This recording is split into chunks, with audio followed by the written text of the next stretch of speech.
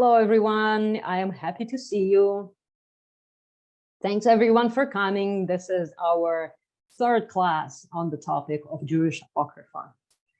And I'm especially excited today because it's a very interesting book that we are going to look at. We began kind of looking at it last week, and we'll continue today. Maybe wait for one more minute, maybe. How are you doing? Does anyone want to share something? Good. Sure that unfortunately, Michael won't be here tonight. I know that Michael won't be here tonight. Michael's mother-in-law passed away, Gabriela. So our sincere condolences to the family.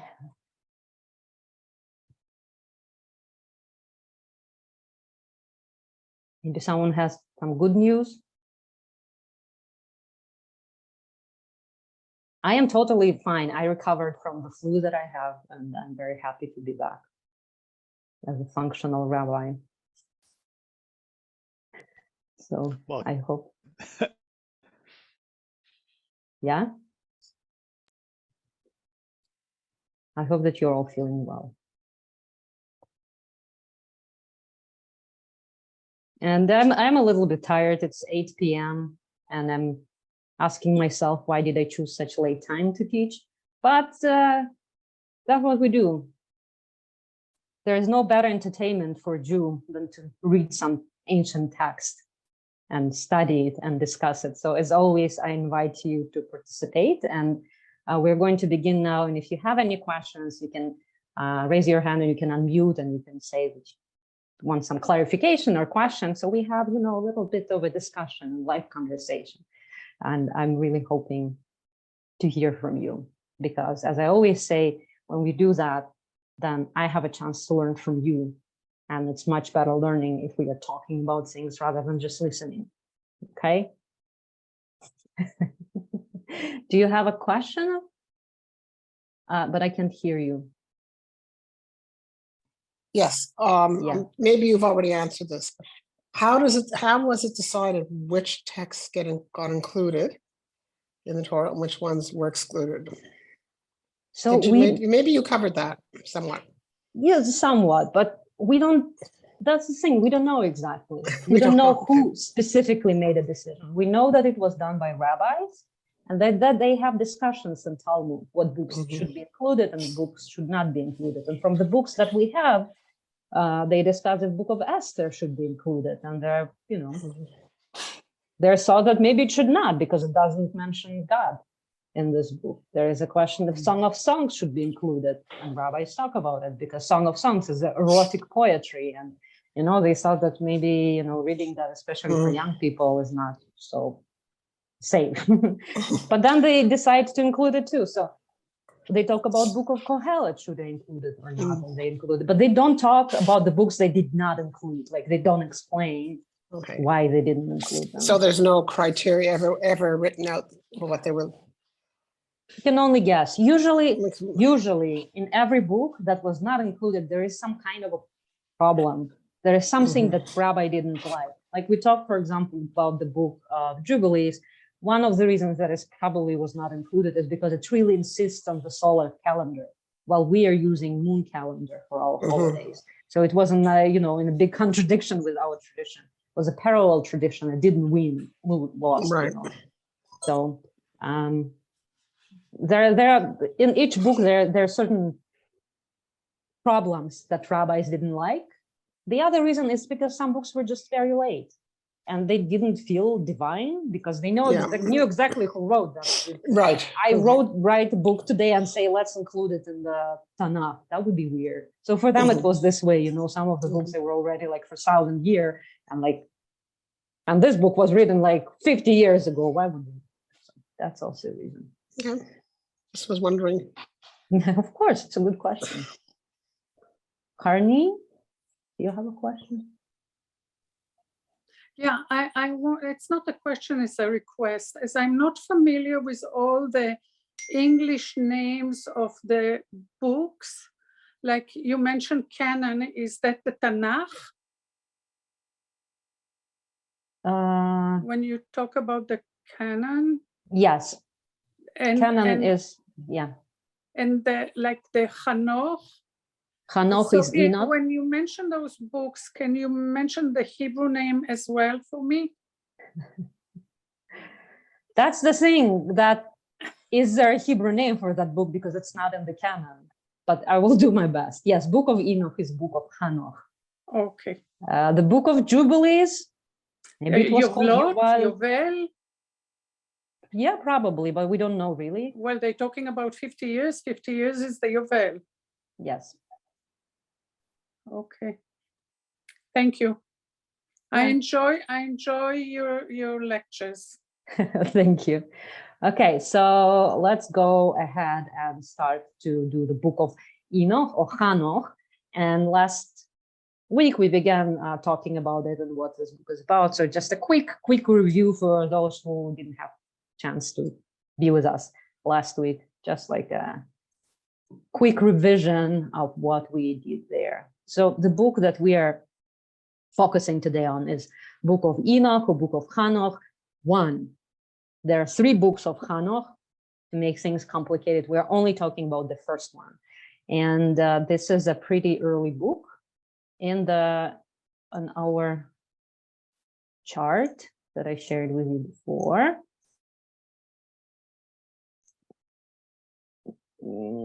Here it goes.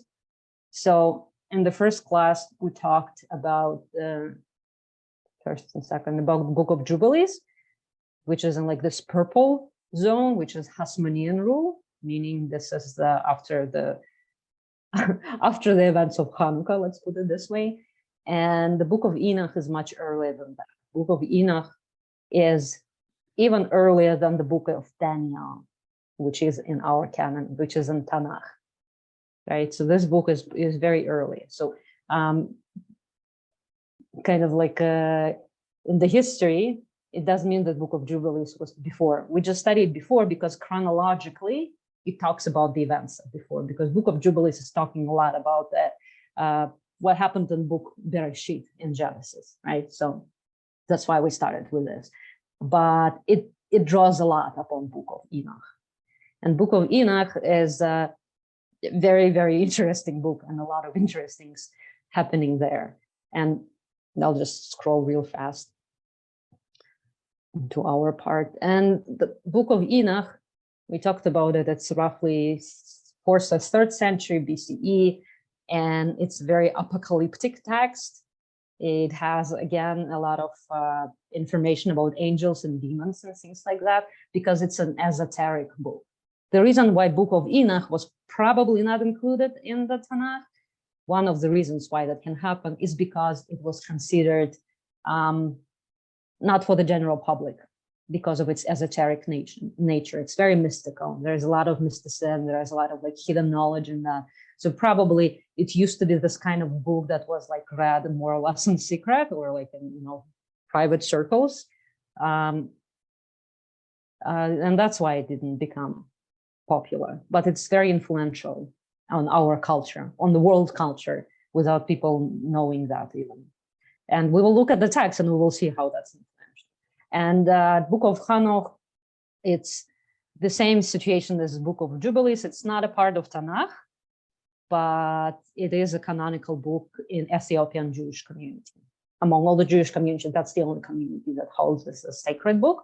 And of course, it's canonical in the European Ethiopian Christian church as well. So they are the only part of the world that kind of kept it as a sacred book. And no Hebrew version is known to have survived of that book. That's why it's a reason why we don't really necessarily know the Hebrew names of this book, because we don't really have them in Hebrew. So, and I mentioned before that there are 3 books of Enoch. And weirdly enough, the 3rd book of Enoch, which is pretty late, it's about 5th century of our common era. It's also called Sefer Hechalot, or Book of Palaces. That is, though it is not in Tanakh, but it is a sacred kind of a Jewish book. Like this book, the 3rd Enoch, is studied among rabbis, no problem with that. Also a very influential mystical book. but first two are not. They're a very interesting phenomenon. Just like shows that the character of Hanoch is a very, very important character. And so let's look at the text. So in the book of Jubilees, we saw already a mentioning of Enoch and what kind of character he was. And he was already very important there. And there he was this kind of a person who held like secret knowledges, who knew the calendar. In the Torah itself, he's not really, there's not really so much about him. In the book of Torah, in the book of Bereshit, in chapter 5, there are only like a couple of sentences about him. It only said, he is mentioned like among other generations. We know that he was great-grandfather of Noah, so he lived before the flood. And the only kind of thing that we know about him is that he, like here in the end, it says, Enoch walked with God, then he was no more, for God took him. And from this one single verse, we learn that he didn't die natural death, and that he was taken to heaven. And that kind of gives, beginning to all kinds of mystical thoughts about Enoch and who he was and what kind of mystical powers he had. And I will tell you that in the later book, in the book of Enoch III, which is 5th century, he will become an angel himself. And it will say that he became an angel that is called Metatron. And Metatron is the highest of the high, the chief angel of all angels, only second to God. That's how important Enoch was. So he was the only human being that was turned into angel. So let's look what first Enoch says. So the first part that we're going to look about, it's a flood story.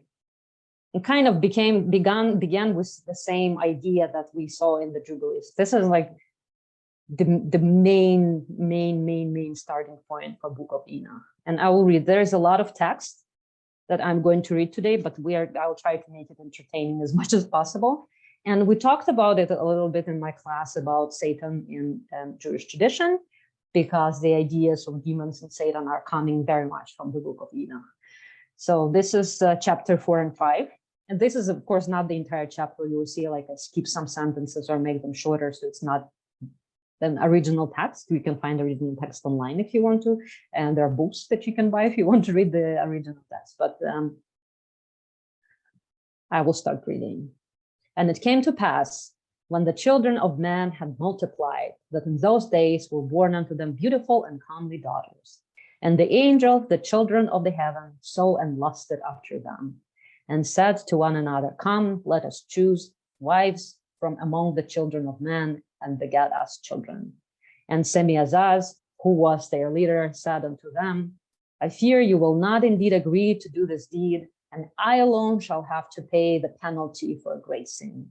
And they all answered him and said, Let us all swear an oath, and all bind ourselves by mutual imprecations, not to abandon this plan, but to do this thing. Then swear they all together and bound themselves by mutual imprecation upon it. So it's like really the beginning of the book. Though it's chapter 4, but like in the previous chapters, it's just like kind of an introduction. This is where the whole story begins. And it begins by telling us that before flood, there were angels. They came down from heaven, and they did this sinful thing. They lusted for women, for women of earth. And that they had a leader of them. He is not called Satan here, but he's like the chief angel who becomes a chief demon basically after that.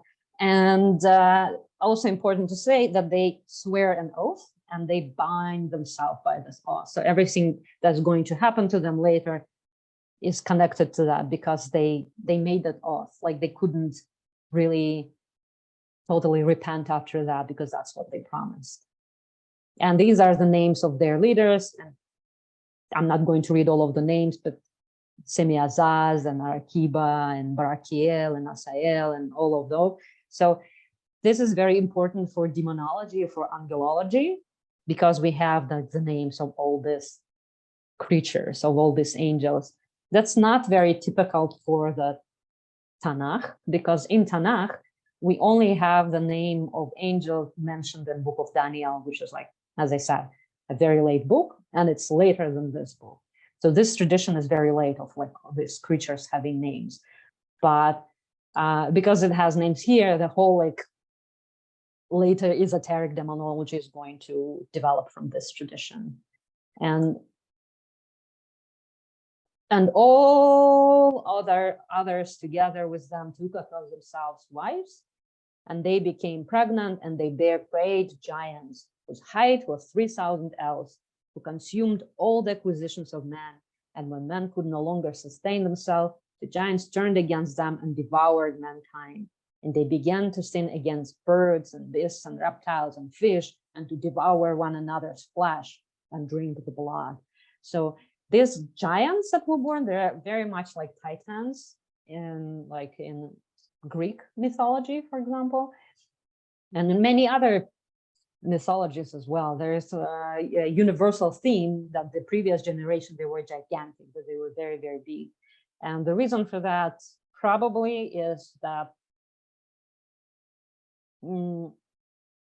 let's say when later generation, they would find ruins of the previous generation, they would say, oh, who could have built that? They were giants. Like right now, people are saying, you know, who built the pyramids in Egypt? They were aliens, because people can't believe that actually other people did that. So it's kind of the same motive. So there was like this imagery of having these giants before, and these giants are very evil, and they really devoured everyone, and they brought bloodshed. And what's very important again, that they drink the blood. That's a big theme in the book of Jubilees as well, that drinking blood is a great sin. And you know, as Jews, we don't consume blood. That's why we eat kosher. And kosher meat should be soaked and should be there should be no blood in it, right? It should be taken out of the meat. So it's very important for kashrut, and it's a very important theme in both book of Jubilee and book of Enoch. Do you have questions about that part before I go to the next one?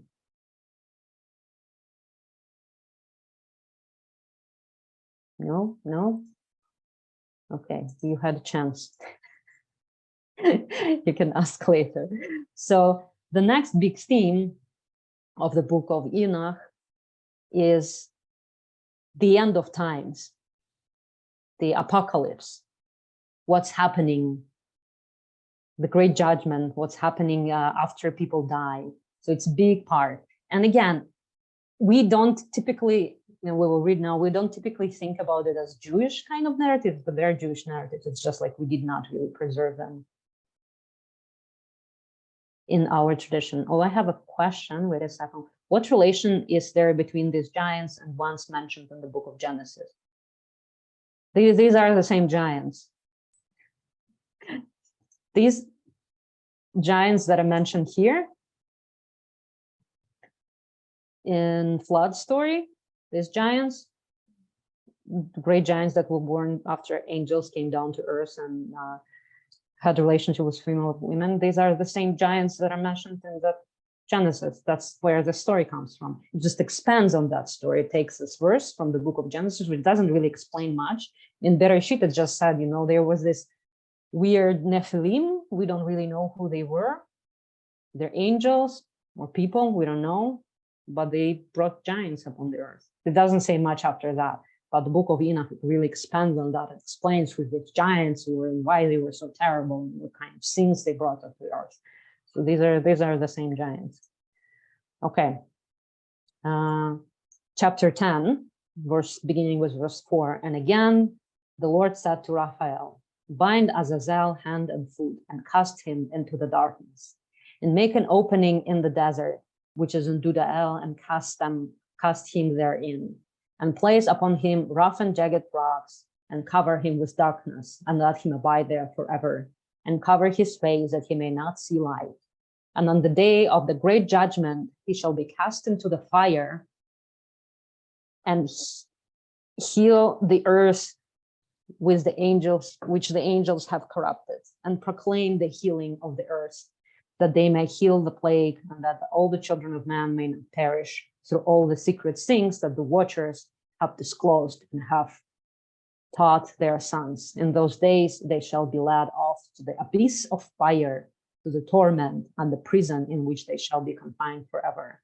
And whosoever shall be condemned and destroyed will from thenceforth be bound together with them to the end of all generations, and destroy all the spirits of the reprobate and the children of the watchers, because they have wronged mankind. Destroy all wrong from the face of the earth, and let every evil work come to an end, and let the plant of righteousness and truth appear, and it shall prove a blessing. The works of righteousness and truth shall be planted in truth and joy forevermore. And then shall the whole earth be tilted and in righteousness, and shall all be planted with trees, and be beautiful of blessing, and be full of blessing, and cleanse so the earth from all oppression, and from all unrighteousness, and from all sin, and from all godlessness. So here we see a couple of motives that might be familiar to you through Christianity and not Judaism. We have an idea that there is a fallen angel, Azazel. He has different names. Semi-Azaz is one of his names. We think that is the same character. And Azazel, of course, is mentioned in the Torah as when on Yom Kippur, the temple is being cleansed, and the goat carries upon itself sins of Israel and being sent to desert. So we say that the goat was sent to Azazel. So the name Azazel is from the Torah. Here he clearly becomes this kind of fallen angel and a demon, who will become apparently at some point devil or Satan. And you see that what happens to him is pretty much looks like he is going to suffer in some form of hell, because being cast into darkness and covered with rocks, and it's a place of fire and torment, and he'll be there until the day of the great judgment. And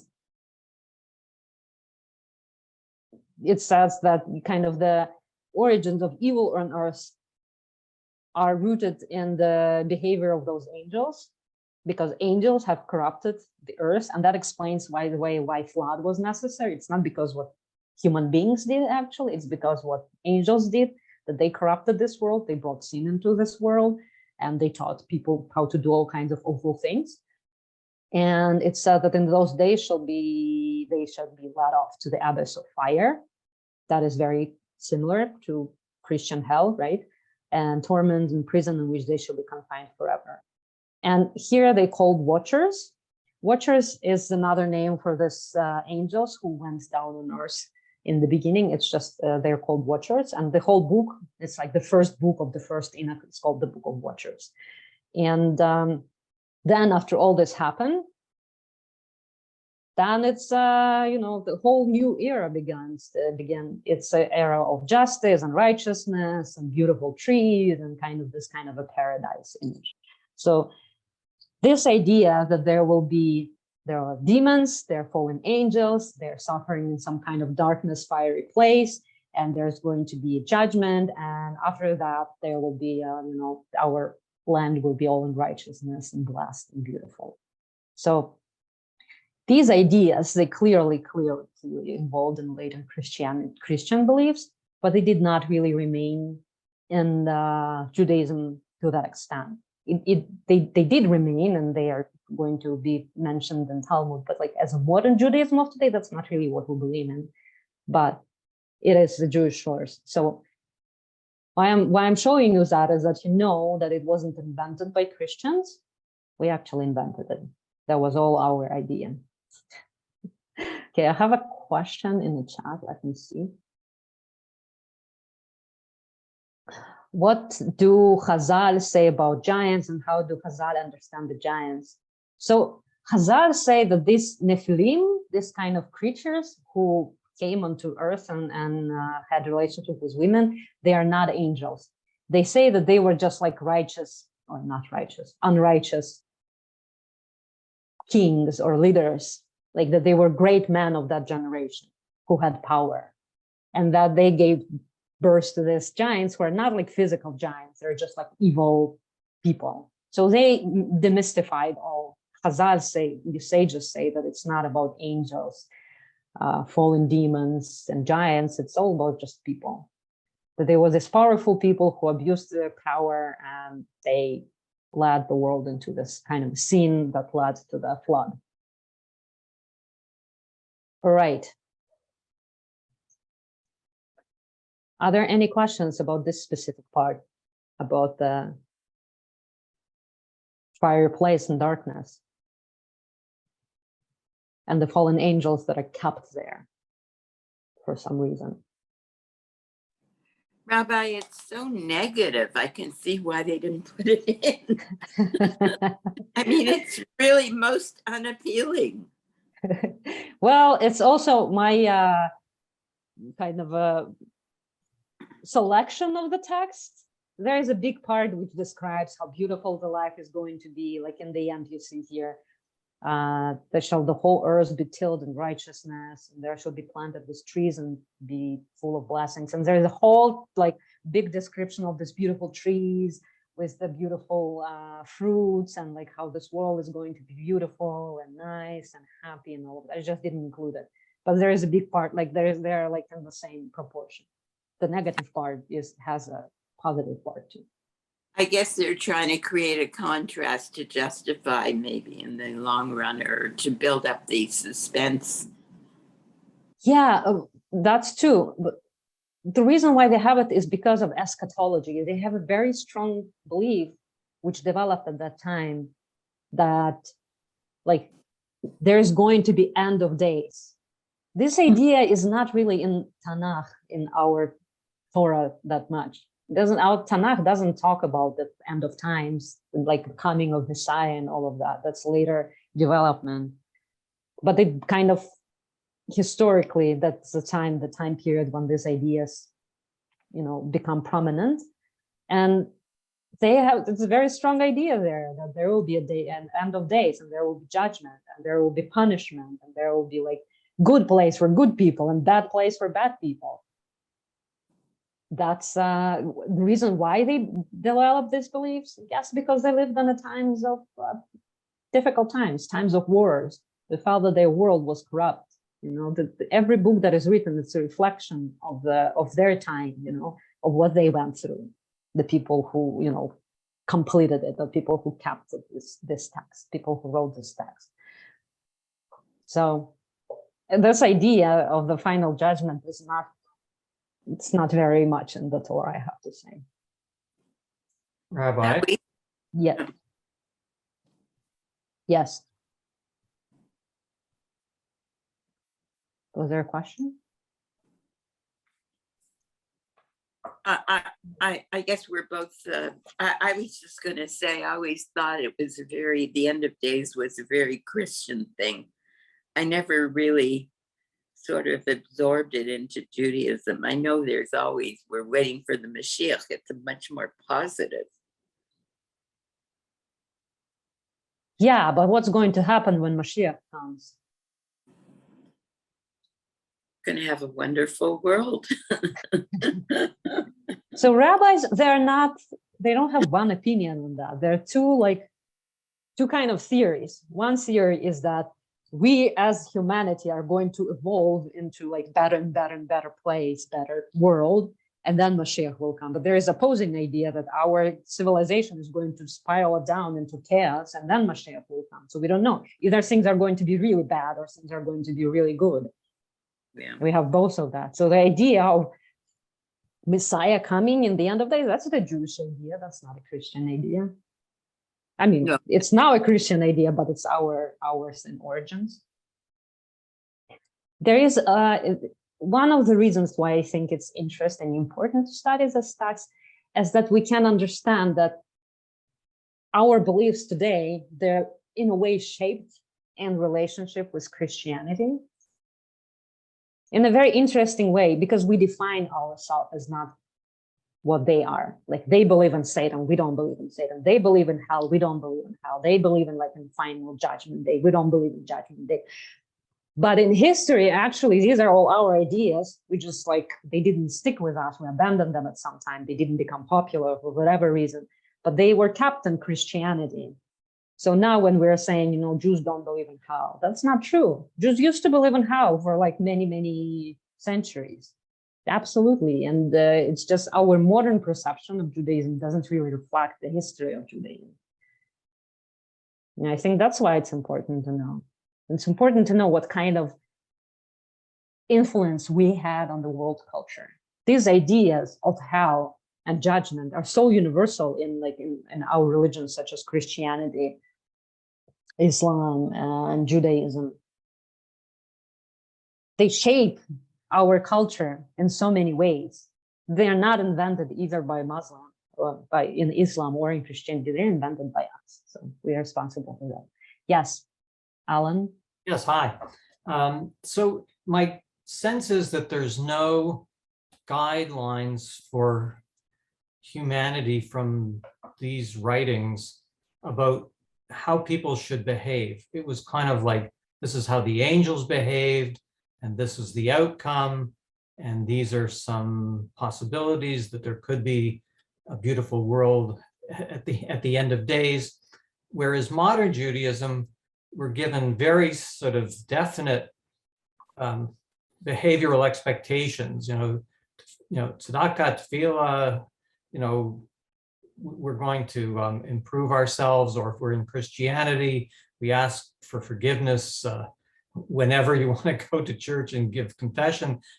But my sense is in these ancient texts, there was not so much guidelines for people's behavior. Is that what I'm seeing here? That depends on the book. That very much depends on the book.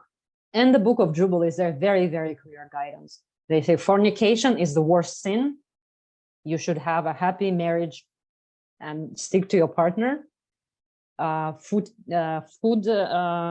prohibitions: don't consume non-kosher animals, don't consume blood. That's a big thing there. The idea of righteousness overall is very important. This book, the Book of Enoch, is a little bit different because it's an esoteric book. It's a book of secret mystical knowledge. It's not a book of ethics. But there are other books, like books of Book of Tovit.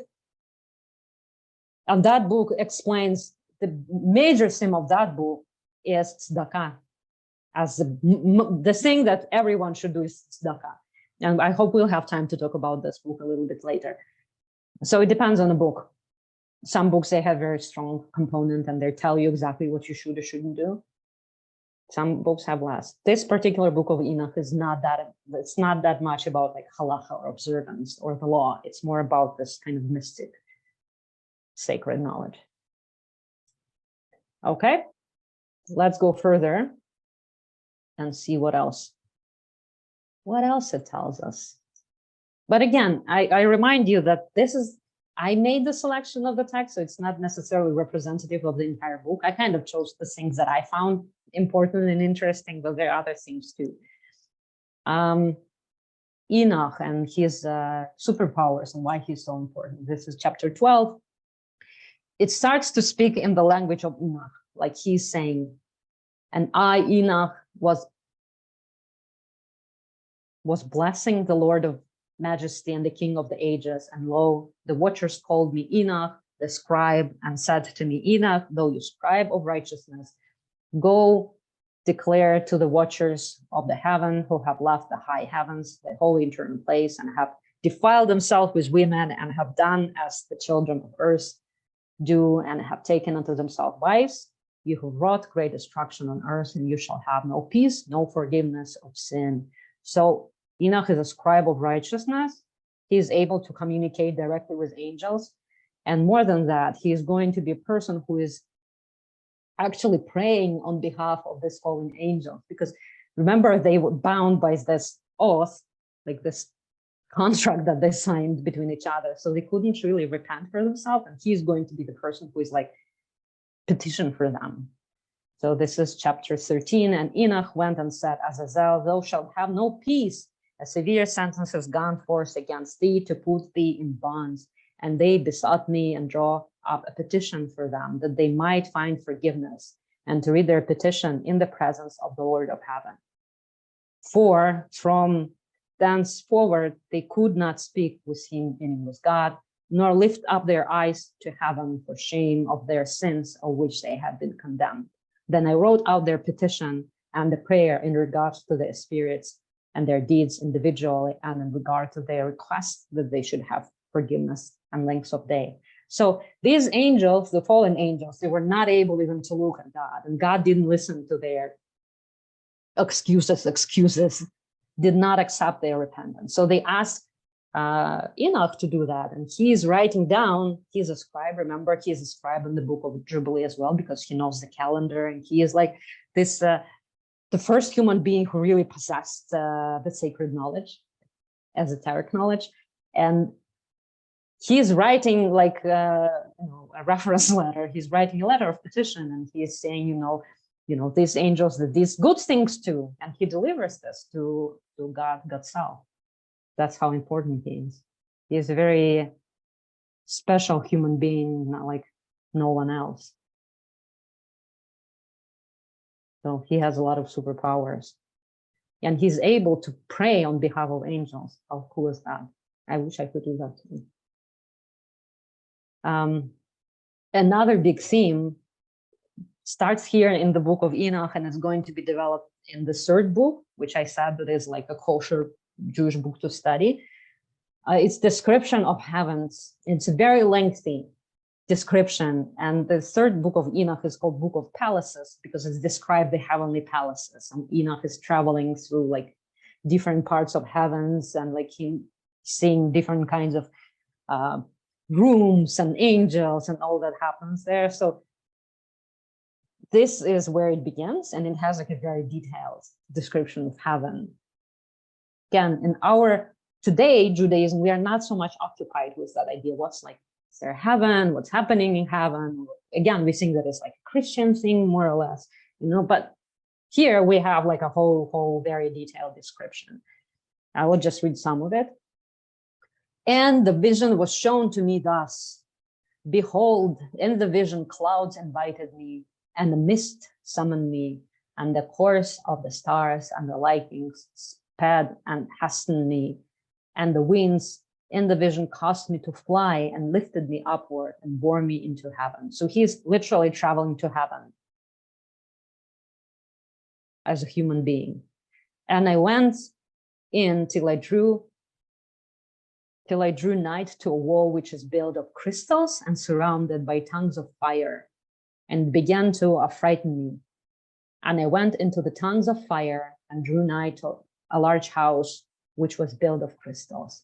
And the walls of the house were like a tessellated floor made of crystals, and its groundwork was of crystal. Ceiling was like the paths of the stars and the lightnings, and between them were fiery cherubim, and their heaven was clear as water. Flaming fire surrounded the walls, and its portals blazed with fire. And I entered into that house, and it was hot as fire and cold as ice. There were no delights of life therein. Fear covered me, and trembling got hold upon me. And as I quaked tremble, I fell upon my face, and I beheld a vision, and lo, there was a second house greater than the former, and the entire portal stood open before me, and it was built of flames of fire. And in every respect, it is so exalt and splendor and magnificent and extent that I can't describe to you its splendor and its extent.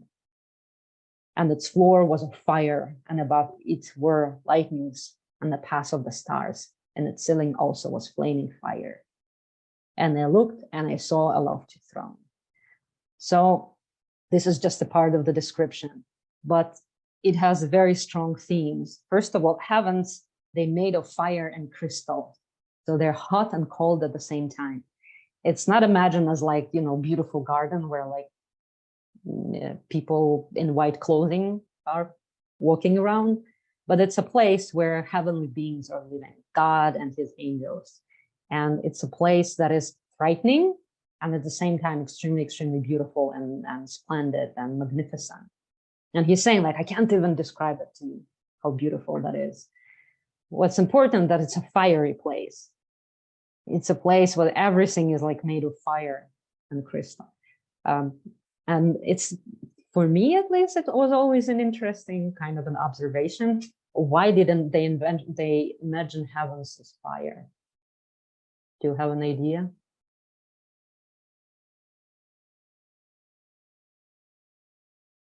Why fire? Do we imagine heavens as like such a hot place?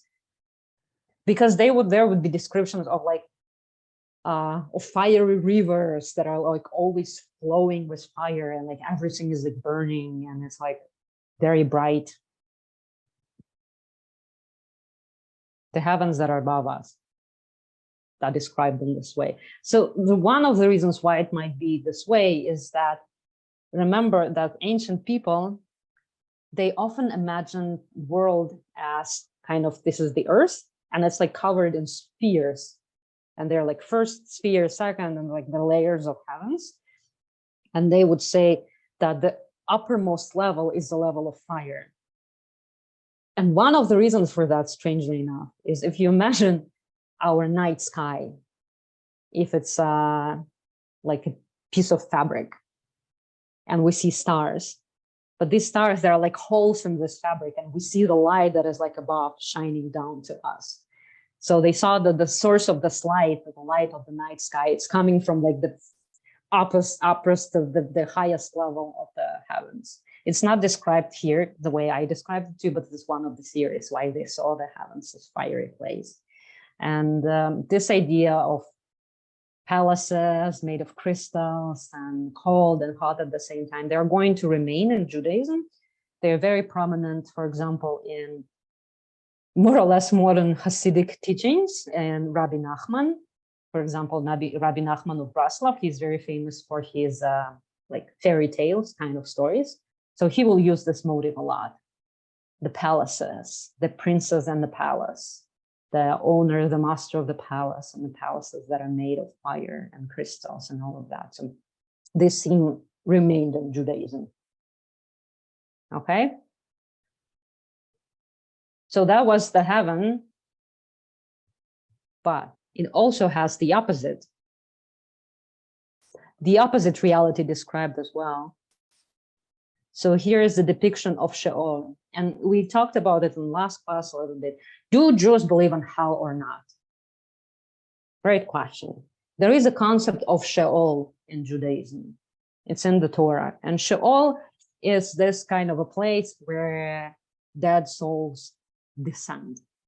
And in the earliest layer of the Torah, it's probably meant something like basically underground place, like a grave. You know, a person goes into grave and people kind of kept in this Sheol for time until the resurrection of the dead. In modern Judaism, we don't really know what happens to the souls after they die, after they pass away. We don't really know, and we don't really question it that much, I think, but for that period of time, it was apparently very, very important subject. So we're going to read the description of Sheol in the book of Enoch, in this chapter 21. And they proceeded to where things were chaotic. That's the opposite realm from the heavens. And I saw there something horrible. I saw neither heaven above nor firmly founded earth, but a place chaotic and horrible. And there I saw 7 stars of the heaven bound together in it, like great mountains and burning with fire. These are of the number of the stars of heaven, which have transgressed the commandment of the Lord and are bound here till 10,000 years, the time entailed by their sins and consummated. So first thing that he's seeing there are stars who are punished, and they're kept in this Sheol, kind of chaotic and horrible place, which tells us that the stars are kind of also this kind of entities that have some kind of consciousness or something, like that they can transgress the will of God or disobey God, and so they're kept in Sheol as well.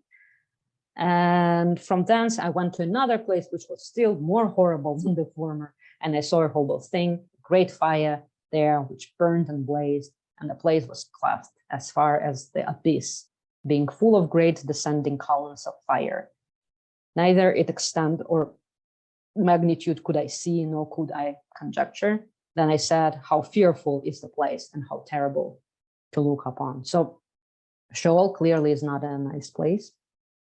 And there was, I got a in the- question. yes, sorry. If you look the next paragraph, you see, and it says, and there was in it 4. Now, there's a cross, a Christian cross before and after the word 4. And Yeah, I noticed those same crosses on the previous page that you brought up on the computer. yeah. What are those things there for?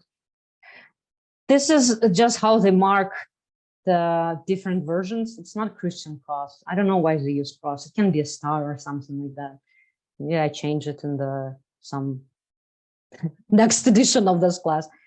It just in some version it said that there was in hollow places, and some version says 4 hollow places. It's just to show that there's a difference in different manuscripts of the text. Oh, okay. Yeah. Why they use crosses, I don't know. I believe me or not, I have an edition of the Torah which uses the same system, using this like cross-like symbol to put like notes into the text, which I also found very off-putting. I don't know why we do that. Okay. Hollow places, deep and wide and very smooth. Then Raphael answered one of the holy angels who was with me and said unto me, these hollow places have been created for this very purpose, that the spirits of the souls of the dead should assemble therein. Yea, that all the souls of the children of man should assemble here, and these places have been made to receive them till the end, till the day of their judgment, and till their appointed period, till the great judgment comes upon them. I saw the spirits of the children of man who were dead, and their voices went forth to heaven and made so.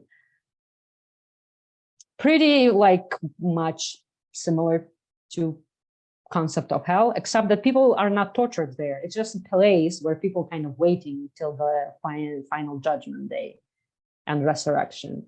People are not suffering there. There is no torture. It's not a nice place, I would say, but it's not a terrible place. It's a hollow place where souls are waiting. What do you think about that?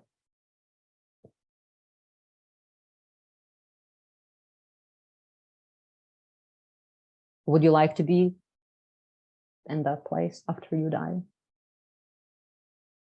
I don't know myself. Again, this kind of a belief didn't really stick to this day. We don't really see this, and we don't really think that after people pass away, they go to this hollow place.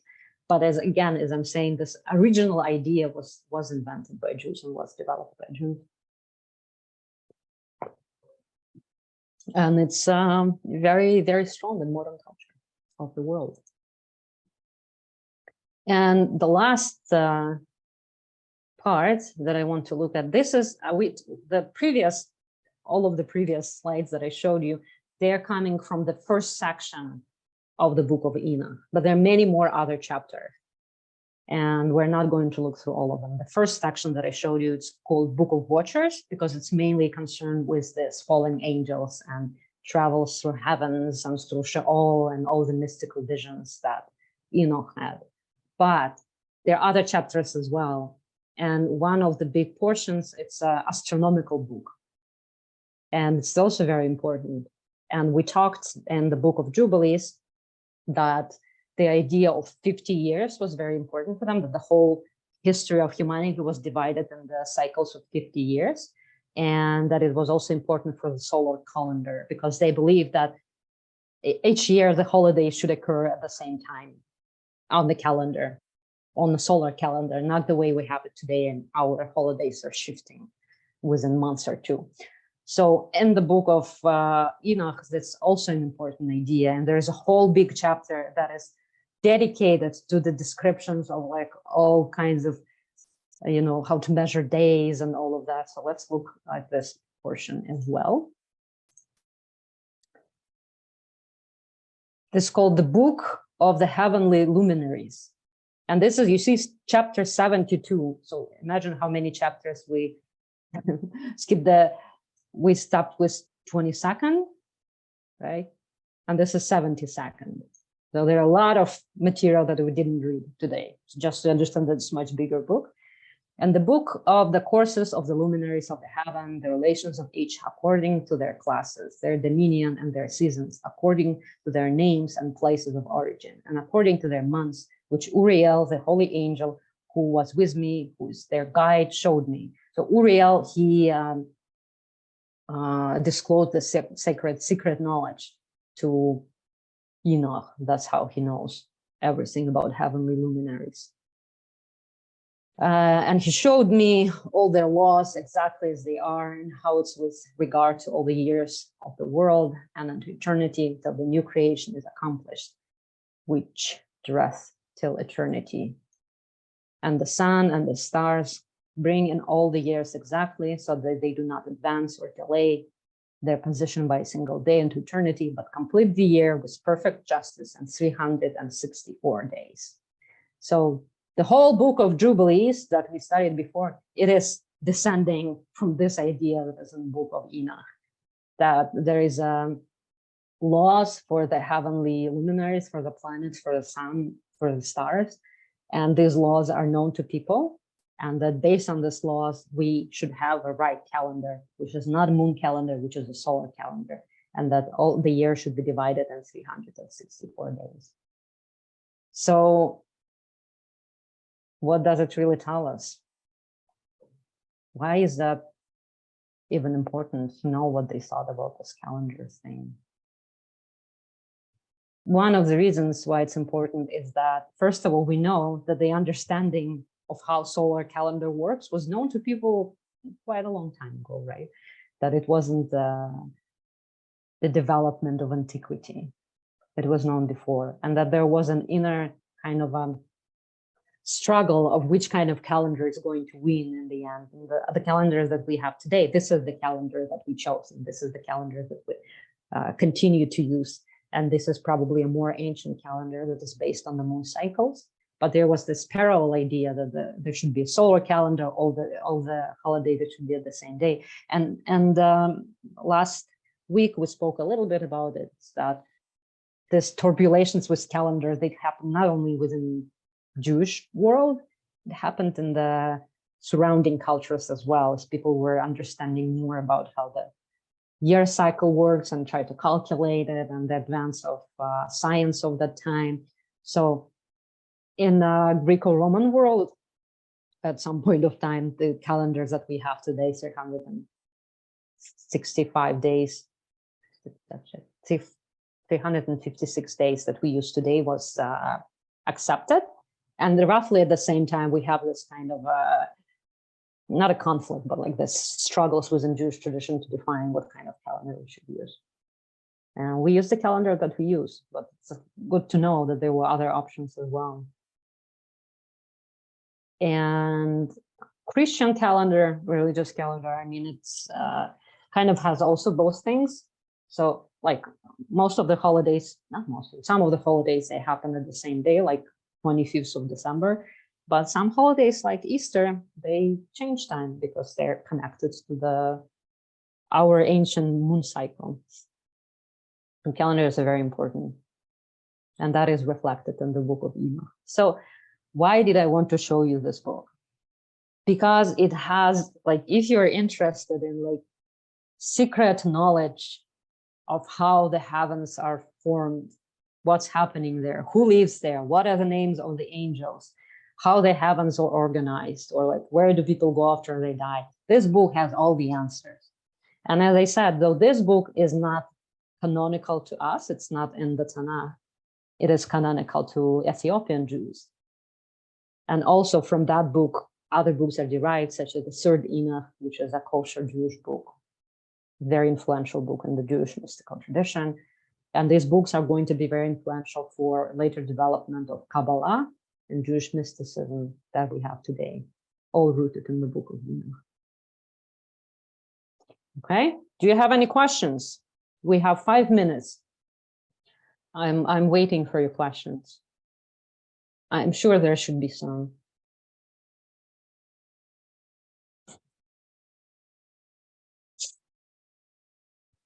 Rabbi, I have a question. Yes. So we Jews may have invented these ideas, things like hell, final judgment, fallen angels, and resurrection. But were they universally accepted by Jews at the time? So I'm thinking about groups like the Sadducees. So I remember reading in Josephus and even the Christian New Testament that the Sadducees didn't actually believe in many of these things. Yeah. Considered them to be innovative or non-Jewish. They didn't believe in resurrection to begin with. Like we, as rabbinic Judaism, believes in resurrection. We pray in Amidah every day, 3 times a day, Mechayei Hamitim, the one who resurrects the dead. That's the core belief in Judaism, that all the people who died will be resurrected. That's why people want to be buried in Jerusalem. When the resurrection comes, they're already there. That's a very strong belief. Sadducees, that they did not believe in afterlife at all. And these books, the book of Enoch, the book of Jubilees, they are found, the scrolls of these books, or parts of those books are found in the Qumran communities and the Dead Sea Scrolls, which means that these books were very important for them. And Dead Sea Scroll community is like 1st century, it's like temple era, like it's when the temple was still there. So we know that Judaism was, that's another reason why I really like to study this text, is to remind us that there was never one Judaism. There was never Orthodox Judaism. Never, it didn't exist. They were always different like streams. There were different ideas, and they were competing with each other. And some we got stuck with us and we continue them. Some we kind of got lost, but they are very influential in our religions. They influenced Christianity and Islam, for example, and many modern religions, like newer religions. I think it's important to remember that there was never Orthodox Judaism. It didn't exist. Orthodox Judaism, the way we have today, it's exactly the same age as conservative and Reform Judaism, because Orthodox Judaism is a reaction to the Reform Judaism. When some Jews came together and they said, okay, we want to have this. This is going to be our type of worship. Then there was another group of Jews that said, okay, then we are going to be Orthodox. And then they claimed that all the way back, they are the Orthodox Jews. That's just not true. And that's why it's important to study the Antiquity Judaism, to see like what was the diversity of ideas, how they influenced our world. Okay, question, Alan. Barbara. Barbara, yes. I just find the whole thing fascinating that it's somebody that lived before the flood. If this is everything that leads up to destruction, the ultimate destruction of the people, then I think it really it bears the weight of everything much more about heaven and hell and the possibilities, because what was the ultimate thing that happened was we were all destroyed. And so I don't know, that's, as I was listening, that's all I was thinking about, was that how important this whole piece is. Would it have had the impact if it were built on a character that lived after the flood? I think the reason why it's built on the characters that lived before the flood is to explain why flood happened. And in a sense, to avoid to not make it happen again, to prevent it from happening again. Because when you live in the time of calamity, it very much feels like it's the end of the world.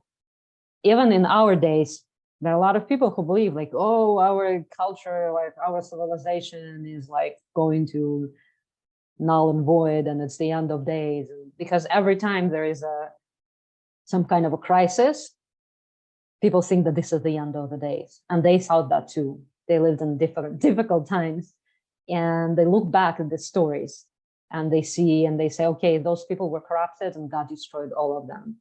And we learned from that story. And we learned from the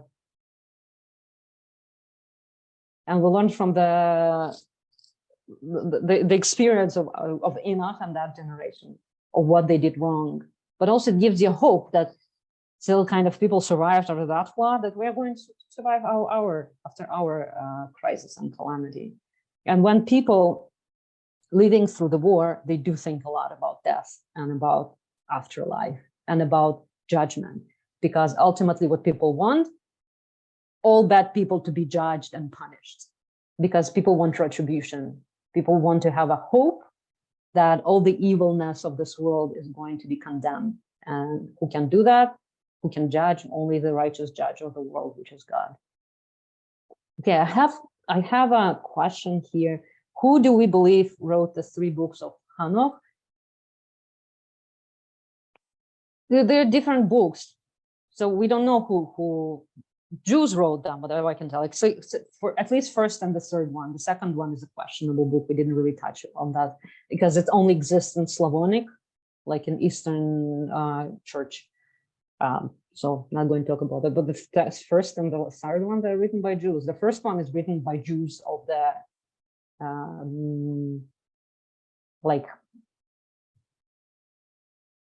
4th century BCE, and the third one is written by rabbis, like almost 1,000 years later. Thank you. Arlene, did you have a question?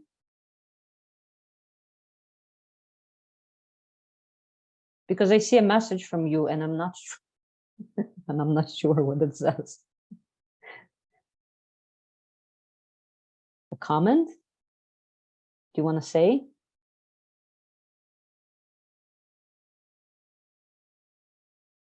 Or right? Okay, we need to finish because we're at the end of our time. Next time we're going to be our last class. Okay, Arlene, you still have problems with the audio, so you can type your comments real fast.